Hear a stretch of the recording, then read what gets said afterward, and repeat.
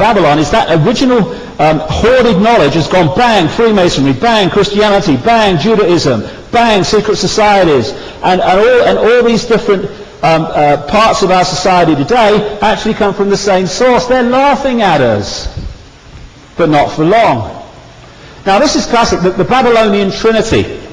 In Babylon they worshipped a trinity of Nimrod, who also became known as Baal, Queen Semiramis, the mother goddess, also known as Ishtar, apparently was how it was produced. Ishtar is where Easter comes from.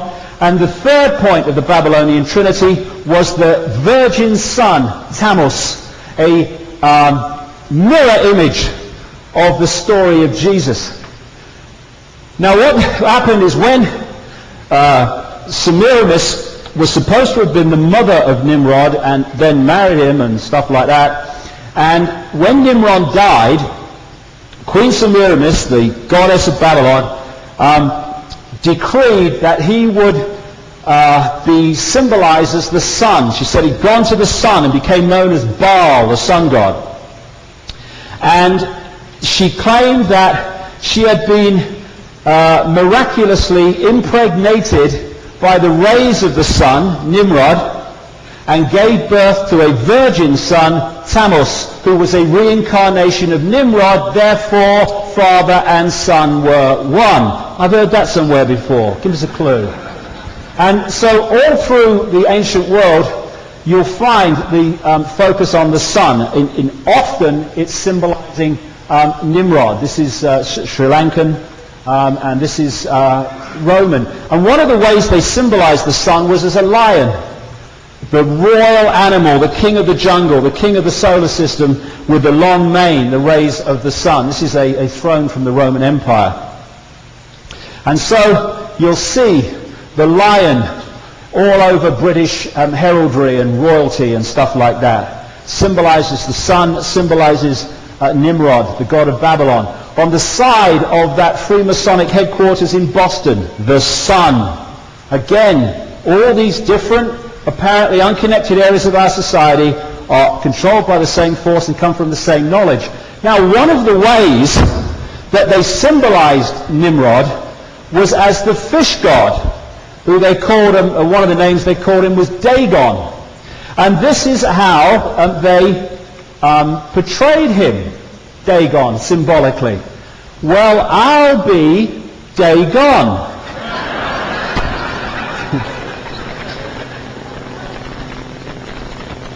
When they moved to Rome, they used the same symbolism.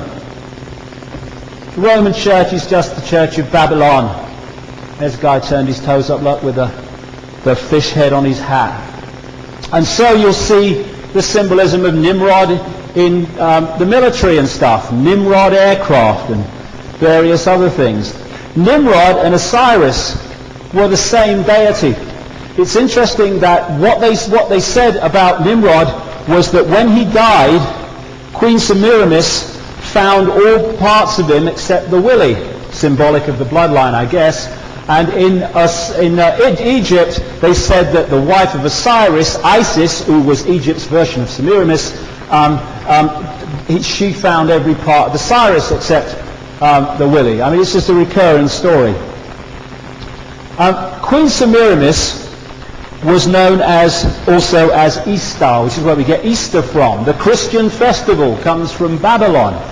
And Queen Semiramis, this is the Ishtar Gate, the rebuilt one in Babylon now.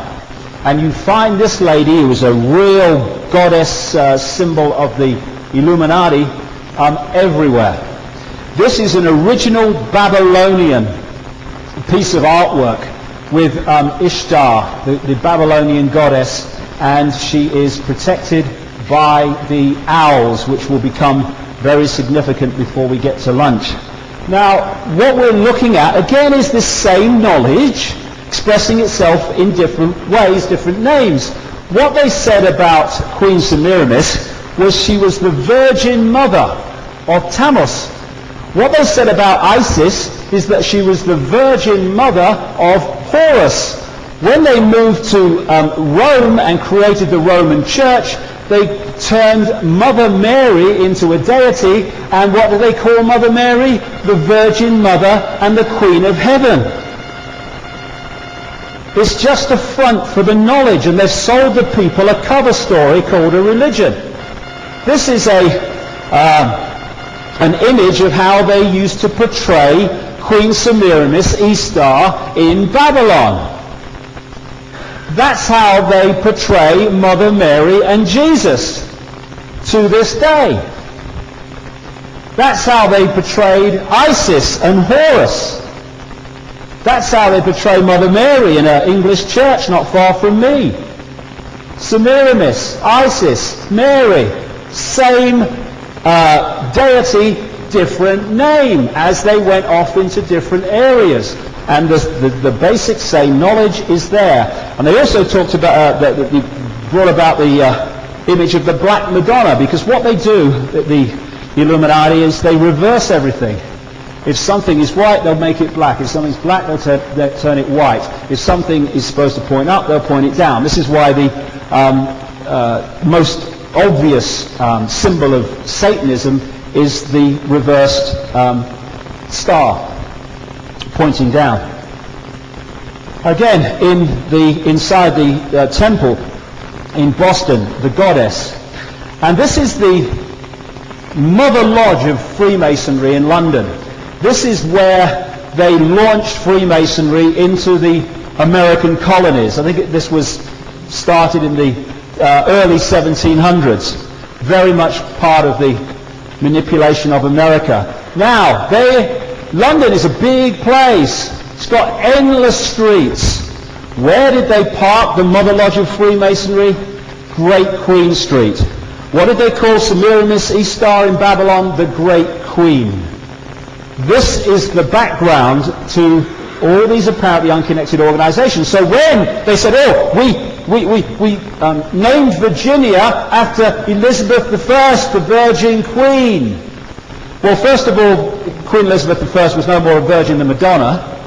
And secondly, it was the Virgin Queen of Babylon that it was named after. This is the way, or one of the ways, they portrayed Queen Semiramis in Babylon. I've seen her somewhere before. The Statue of Liberty was given to New York by French Freemasons in Paris who knew what it really symbolized. Queen Semiramis, the Illuminati goddess from Babylon. The goddess of the French Republic, from where the Statue of Liberty came, is, again, the image of Semiramis. The goddess of Columbia, Semiramis. In Babylon, they symbolized Nimrod as a fish, and they symbolized Semiramis, Ishtar, as a dove. When they moved to Rome, they called her Venus Columba, Venus the dove. Still in French today, the word for dove is Columba. And that's why we have Columbia all over the place. Christopher Columbus, that wasn't his real name, but he became known as Christopher Columbus. Columba, the dove, taking the branch into the Americas. The dove of the Babylonian goddess. So we have British Columbia, District of Columbia, Columbia Pictures, Columbia University, Columbia Broadcasting. On the note paper of the Supreme Council of the Freemasonry movement in Great Britain, the dove. On British royalty, the sticks that she holds, septics or scepters or something, I don't know what you bloody call them, the dove. Oh, it makes me bloody laugh, you know. You know when you're in a room with a queen, the staff and stuff, they have to go out like that. So the Queen don't see her back, you know. She probably only thinks people only have fronts. I mean, what are we doing? Oh, yes, ma'am, no, ma'am. I guess when I talked about satanic rituals at Balmoral Castle, I've lost my knighthood, have I? Do you reckon I have? Do you reckon I've lost it? I think I probably have.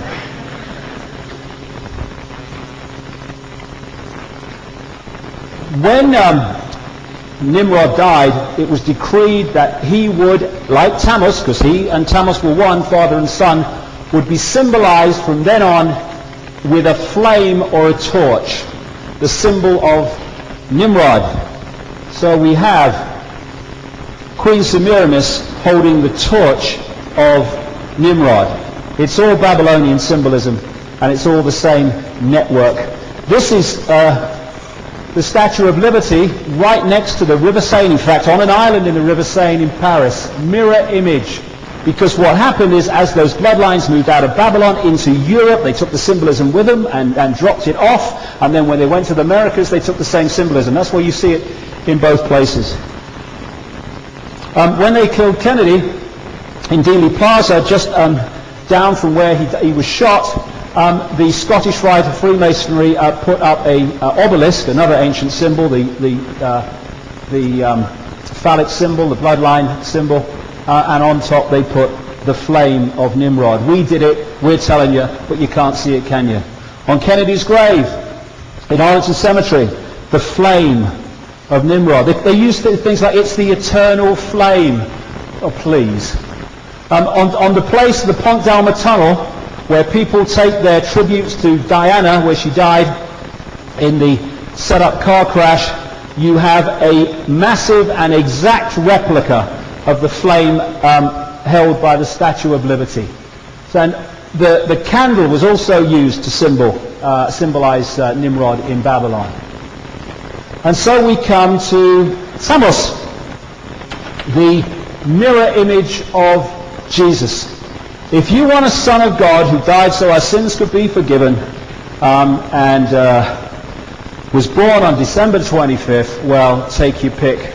There are a stream of them all over the place. On the left is Horus, on the right is Jesus, and we also had Tammuz, who was one of the original models in Babylon. Horus and Jesus. Jesus was the light of the world. Horus was the light of the world. Jesus said he was the way, the truth, and the life. Horus said he was the truth, the life. Jesus was born in Bethlehem, the house of bread. Horus was born in Anu, the place of bread. Jesus was the good shepherd. Horus was the good shepherd. 7 fishers board a boat with Jesus. 7 people board a boat with Horus. Jesus was the lamb. Horus was the lamb. Jesus identified, was identified with a cross. Horus is identified with a cross. Jesus was baptized at 30. Horus was baptized at 30.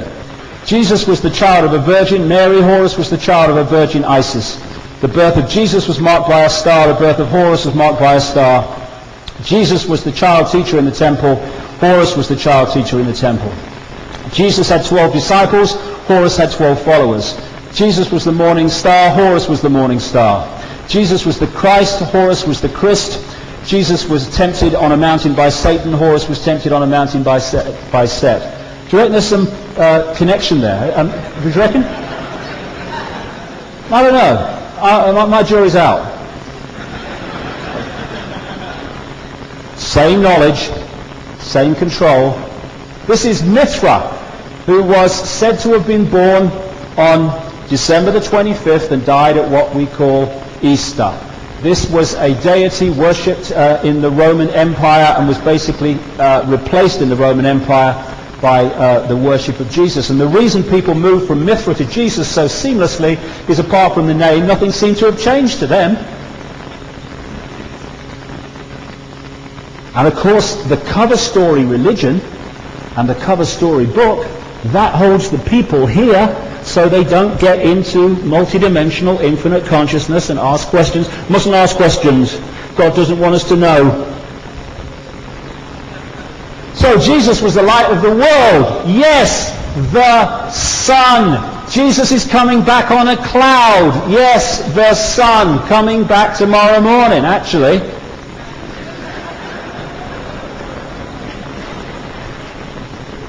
This is where the symbolism where a lot of this came from.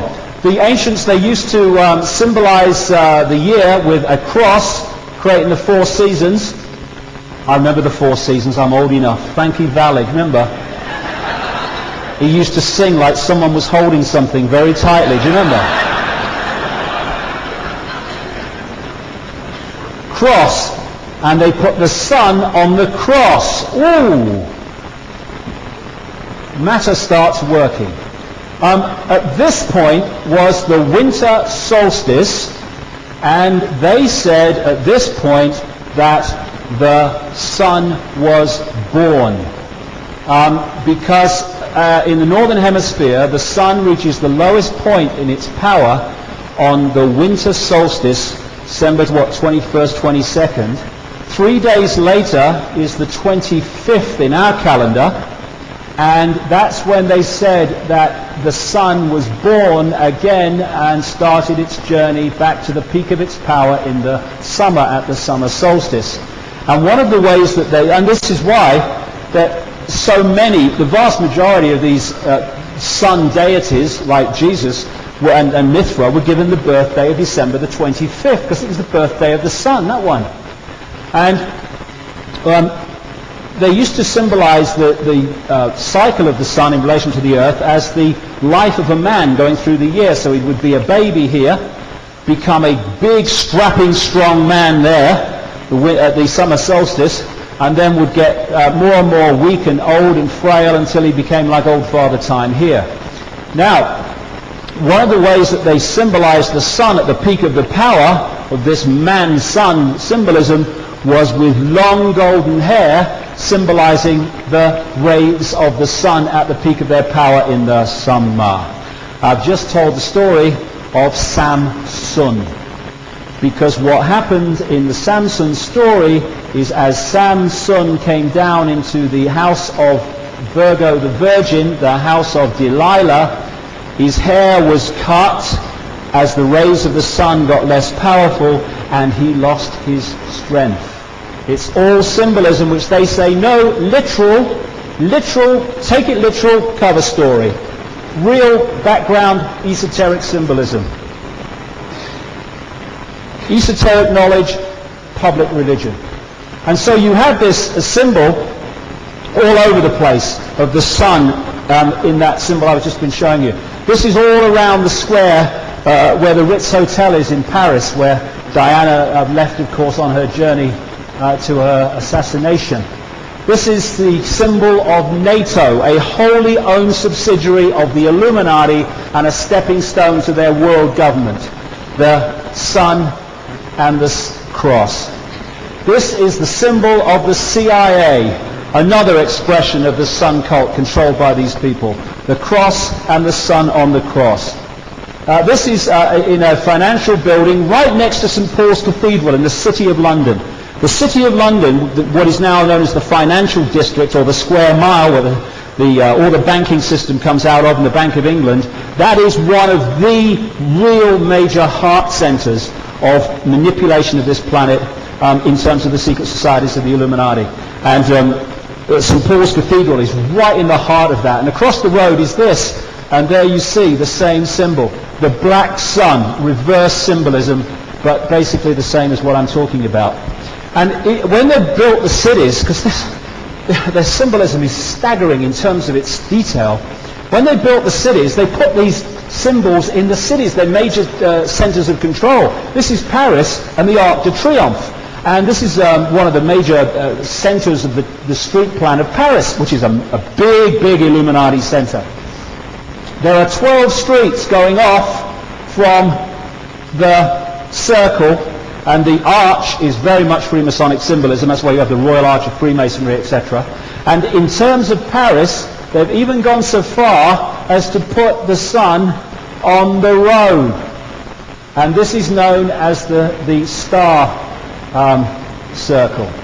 And if you look at the cross in the circle, they've even done that.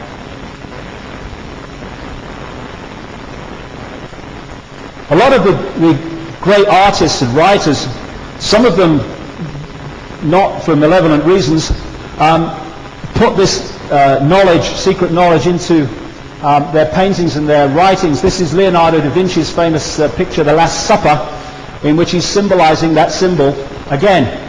He symbolized Jesus as the sun. What they used to do, the ancients, is they used to put a halo around the deity that symbolized the sun, to symbolize that it was a sun deity and not a real person. So that's where the halo comes from. And what Da Vinci has done, who was a secret society initiate, and it's one of the reasons he had so many advanced thoughts and advanced predictions that have come to pass, he's broken up the 12 disciples into 4 sets of 3. Again, it's that symbol symbolized as a painting. I mean, why is it that all these bloody deities have 12 followers? Why do we have King Arthur and the 12 knights of the Round Table? The sun, the astrological circle, the months of the year, that's the symbolism of it in part. And actually at the entrance to that Freemasonic temple where I was sat in the chair is that picture, which Freemasons would understand what it means. And again, there's a depiction of Bel, the god Bel, the sun god Bel, on an ancient standing stone. There's the halo. That's what they used to do. That's where it comes from. So we have the phonetic use of this symbolism also with the Liberty Bell, Bel, Baal, and the rising sun. Horus was known as the rising sun, who rose in the morning at the start of a new day. So Nimrod was also symbolized as the rising sun. And we talk about Christ has risen. Yeah, the sun has risen. This is why you get the house of the rising sun coming up again and again. Phoenix, the rising sun, the sun coming back from the dark place. George Washington, on his famous sun chair, had this symbol, the rising sun, Horus, Nimrod, being a high Freemason, knowing exactly what it symbolized. In that Freemasonic temple in Boston, the rising sun. You'll see this coming up again and again. You'll see it coming up again and again. I like it. Especially around here. It's hot, isn't it, this time of year?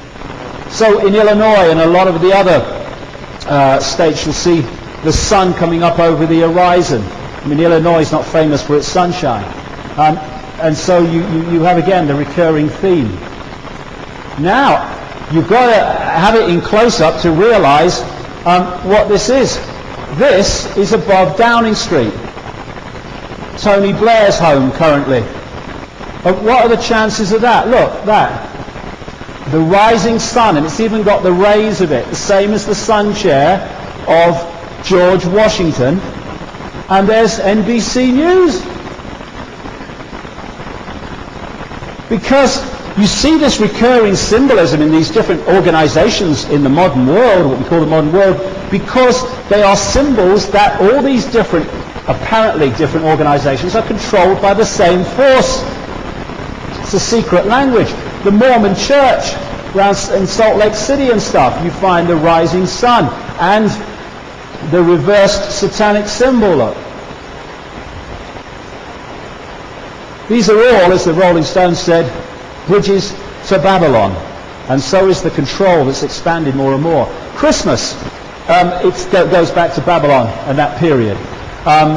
You look at Santa Claus. It is a symbol for Satan, Santa, Satan. The tree, the Christmas tree, is a symbol of Tammuz and Nimrod for various mythological reasons.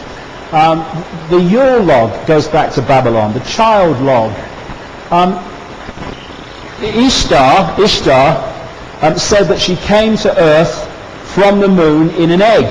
That's why we have the Ishtar egg. Tammuz was famous in the Babylonian myths for being fond of rabbits. That's why we have the Easter bunny, the Ishtar bunny. In Babylon, they used to eat buns with a T cross on them. Tammuz was said to have been killed by a boar, a pig, and so from that time it was decreed that they would eat ham at the commemoration of his death, Easter, ever from that point forward. That's why we have the Easter ham. The period of the Christian Lent was the same period of the commemoration of the death of Tammuz decreed by Semiramis in the Babylonian myths. Everywhere you see the same thing, and what it's symbolizing is the same point of control. Other secret codes of the Illuminati, the skull and bones. This is a Freemasonic apron from the 1800s. When the Templars were arrested in France and what have you, they were accused of using the skull and bones in their rituals. And it comes right through to the present day. That's why the most infamous secret society in America is called the Skull and Bones Society. It came out of Germany originally. This takes in bloodline students, I think it's 15 every year, and the ratio of them that become significant players in American society and American government, either behind the camera or in front of it, is far, far, far higher than the general student population of the country. And one of the key families of the Skull and Bones Society is the Bush family. Prescott Bush, the grandfather, Skull and Bones, Father Bush, Skull and Bones, and Boy Bush, Skull and Bones. In fact, the last election was a classic of its kind. There are, like I said earlier, apparently, I don't know now, so they tell me, about 280 million Americans at the present time. At any point, there are a few hundred members of the Skull and Bones Society alive at any one time. What are the statistical chances of two initiates of the Skull and Bones Society running against each other for president? But that's what happened in 2004. And both were asked once only, I think it was on PBS, by a sycophantic interviewer, where shall I lick, sir, about the Skull and Bones membership. He said it was too secret to talk about, and then the interviewer changed the subject. I mean, you're an interviewer. What do you mean? What do you mean it's too secret to talk about? You want to be president? You are president. Can't tell me that your secret society is too secret to talk about. He said the same, basically, and the same interviewer changed the subject. The Skull and Bones is a massive manipulator of American politics. And this is why, American presidents are not elected by ballot. They are selected by blood and selected by money and secret society networks. There you go. Vote for me. That's what it is. Unbelievable. Now this is, of course, a classic Illuminati symbol going way, way back. The pyramid and all-seeing eye. And that is on the dollar bill. It was put there in 1933 by Franklin Delano Roosevelt from the De Molay secret society, and there's a massive Freemason, and here we go.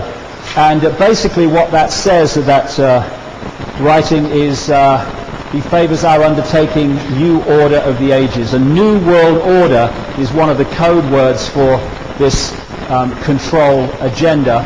And they've stopped using that so much since Father George was using it all the time. And then when people started pointing out New World Order, that's the code, they don't use it so much now. Very rarely hear it. And so you'll see advertisements with the all-seeing eye and the pyramid all over the place. When the Pentagon came out with this organization to put propaganda out about what was happening in Iraq and the invasion and all the rest of it, and the war on terrorism, the Information Awareness Office, my goodness me, is that Orwellian or not? Look what they chose for the symbol. The looking over the world, the all-seeing eye. The all-seeing eye, the top of the pyramid of control. This is the symbol of British intelligence. MI5. There you go.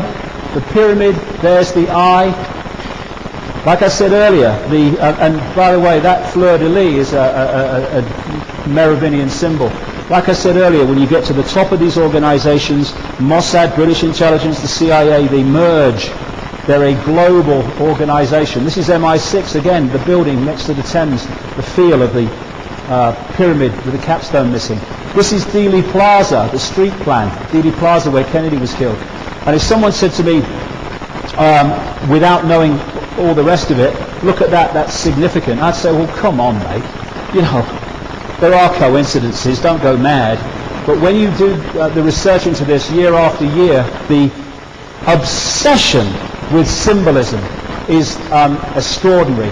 This was actually the site of the first Freemasonic temple in Dallas. It's a sacred place, or an important place, the Trinity area of Dallas, Dealey Plaza. I'll come back to that in a sec. CBS, the all-seeing eye, looking at you. CBS, NBC, same controlling force. This is the Salt Lake City, the Mormons, the all-seeing eye. And then you've got the obelisk, which is symbolic of the phallic symbol, the bloodline, genetics. And of course we've got the biggest one in the world, stone one in the world, in the Washington Memorial. In fact, there's a bigger dick just over here in a house.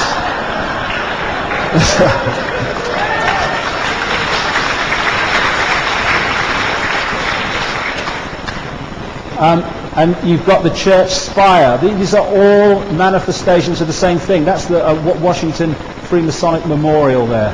Again, the same thing recurring. And so, when you look at the Allies in the Second World War, fighting the enemy, the Nazis, it looks different from this perspective. Yes, fighting two sides, controlled by the same people. So you've got this Nazi, he's won the bloody lottery, this bloke, look at him. He's got the Maltese cross, he's got the skull and bones, he's got the swastika symbol going way back that the Illuminati used, and he's got the eagle, which is a expression, a symbol of the phoenix, the sun re-emerging. And the symbolism is not just there to take the mick or anything. It's there for a reason, and some of it is there because it affects us in terms of law. When I first came to America, what I couldn't work out is if I was in a federal building, or I saw a court on the television, or I spoke in a school once, the American flag had a gold fringe round it. Why? That's not got the American flag's not got a gold fringe round it, but all these federal ones have. And I realized years later that it's to do with the international law of the flags. In the ancient times, when they used to trade with ships and stuff, and still today, the flag flying on the ship when you entered it depicted the law you were accepting you would come under by entering the ship flying that flag. What the buggers have done is brought that law ashore. So now when you enter a building, you are accepting the law of the flag being flown on that building. Now they don't tell us. This is why when you look at the courts of America, behind the bloody judge, the American flag has a gold fringe round it. What's it mean? A gold fringe means that you are accepting the jurisdiction of British maritime law, commercial law, the law of contract, and you are accepting that any constitutional rights you have do not apply in that place with that flag. This is just some of the background to the detail of the scam. On the soldiers in Iraq, why on their uniforms do they have an American flag with a gold fringe round it? Because they are not there for America, constitutional America. They are there for the corporation that controls America, masquerading as the American government.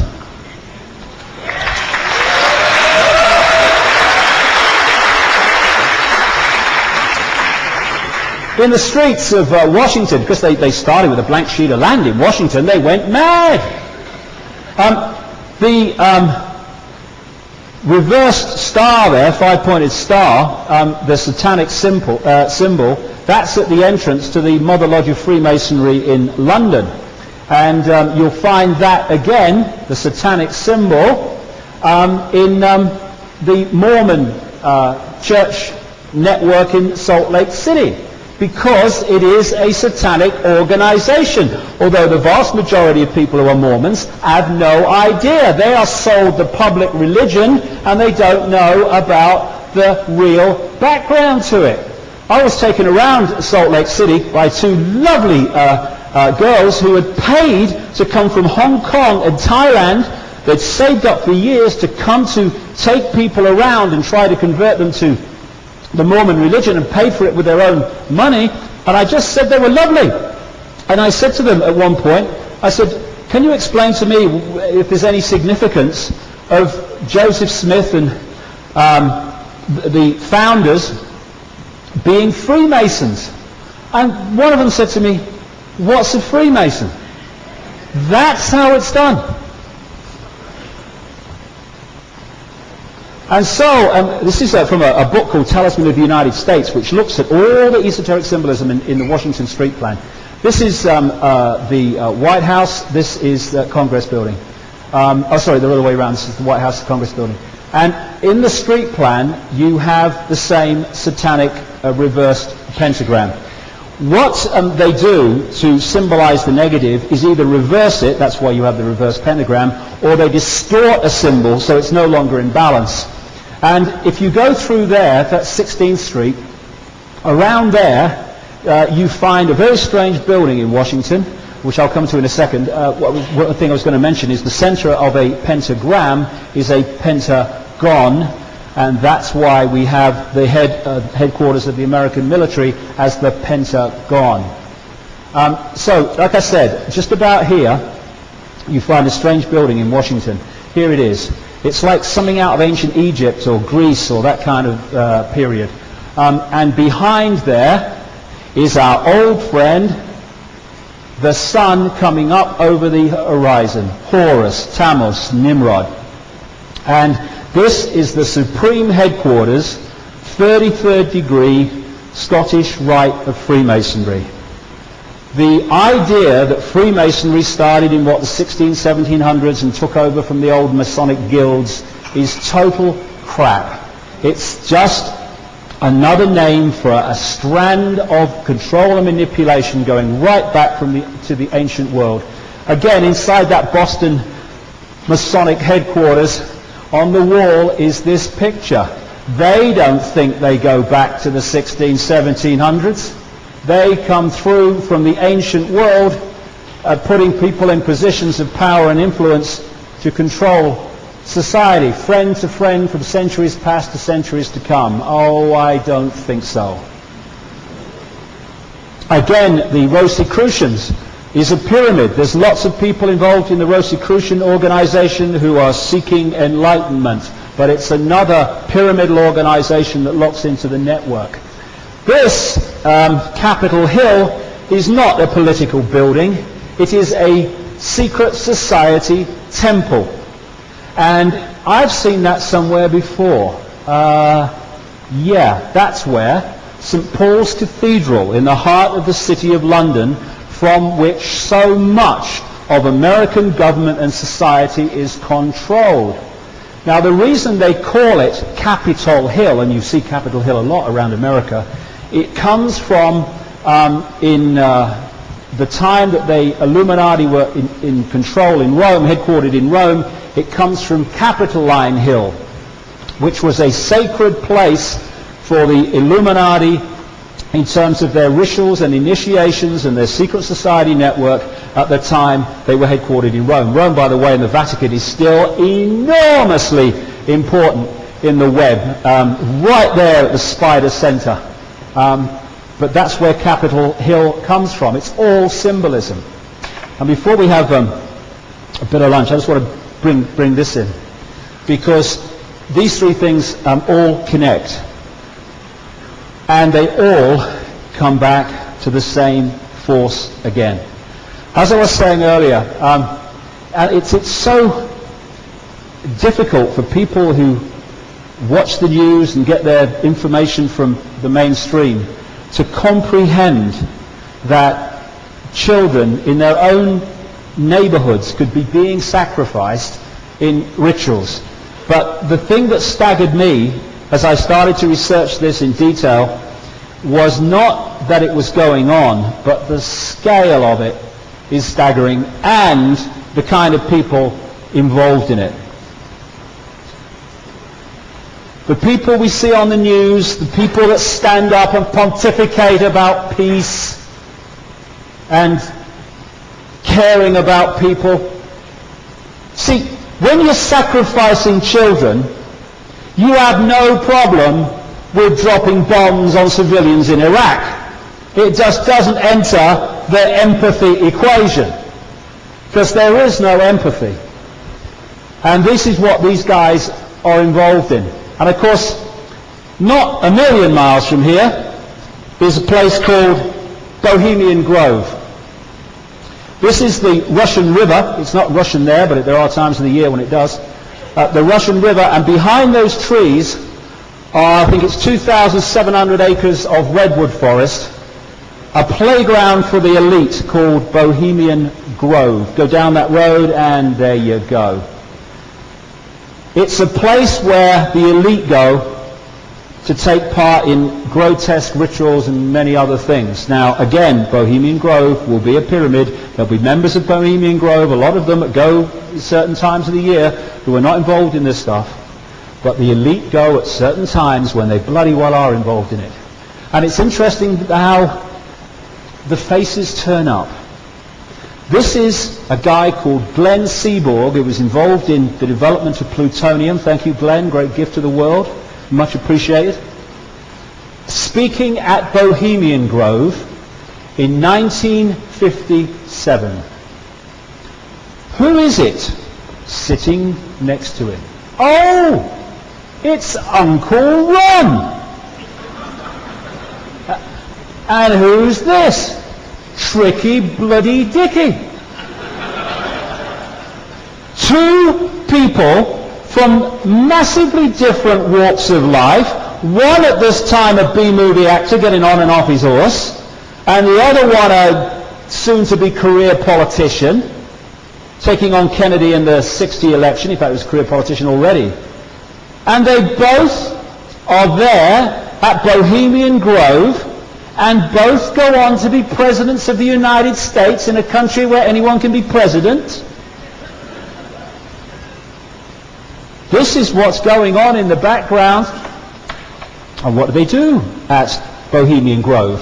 Well, they have rituals, and the main focus of the ritual is a 40-foot sodding stone owl. And there's people in the hoods and the bloody gowns doing these Babylonian bloody rituals, and then coming away and running the transnational corporations and deciding to bomb Iraq. This is some filming done by a guy called Alex Jones, who does a lot of great work down in Texas getting this stuff out. And he got in there and he did it in a hidden camera. The opening ritual, cremation of care they call it. And over here are the onlookers, the grovers. Then there's the lake, and here's the people doing the ritual. And it's a better picture of it. Now, these are the people who are running our bloody world. And what happened in this ritual, and it was, there's a video, you can get the video, is eventually a kind of a raft is floated in here with a body on it. Now, they say it's an effigy. I don't know either way, because my information is that the sacrifice and stuff goes on in much smaller elite groups, not in front of all of them. But who knows? They say it's an effigy. They then pick the effigy up, they put it on that bloody altar in front of the 40-foot stone owl, and they set it alight. And whether it's an effigy or not, the sound on the Jones recording is particularly good. beamed out on loudspeakers. When they set fire to this effigy, this massive blood-curdling scream of agony comes out of the loudspeakers. Now, one of two things happening here. Either it's not an effigy, or they've actually gone to the trouble of recording a blood-curdling, horrific scream to play as part of the ritual. Either way, these are running our world, these people. And they have any empathy problem with slaughtering civilians? It's a bloodfest to them. So it's a mass ritual, sacrifice. And the symbol of the Bohemian Club is the owl. One of the ways that Semiramis, Ishtar is symbolized by name is as Lilith. There's the one version of her, and there's that original Babylonian piece of artwork for the Babylonian goddess, and she is protected by the owls